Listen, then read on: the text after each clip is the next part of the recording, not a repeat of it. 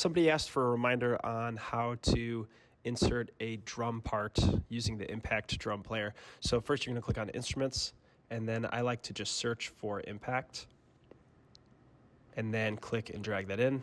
I think that's the fastest way.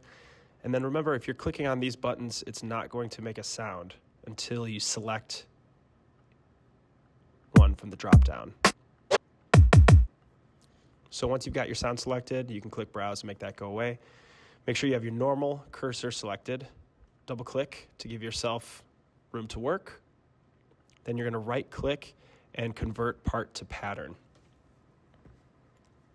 Now it looks like nothing happened, but you can see it looks a little different because it's got those grayed out squares inside of there. So if I make that a little bit bigger and zoom in, you can see there's your 16 squares that you can write your part in.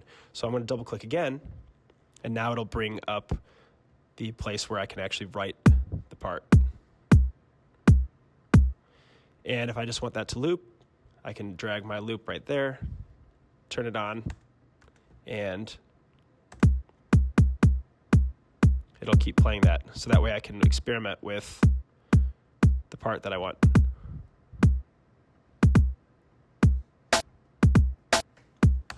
So there's your kick and your snare. Now another trick is you can have it write eighth notes for you. If I select hi-hat right there and then press this button here, it'll automatically put in eighth notes for me. And if I want it to be 16th notes, I can press this button right here. Or if I just want quarter notes, right there. Now another thing people want to know is how to mix all of those three instruments. Now that you've got written a kick, snare, and a hi-hat, and you only have one master fader for those right here, going up and down. So the way to do that is over here, press these circles that are grayed out, and it'll give you a fader for each of those instruments that you wrote for. So now I've got a fader for the kick, right there, and I've got a fader for the snare, and I've got a fader for the hi-hat.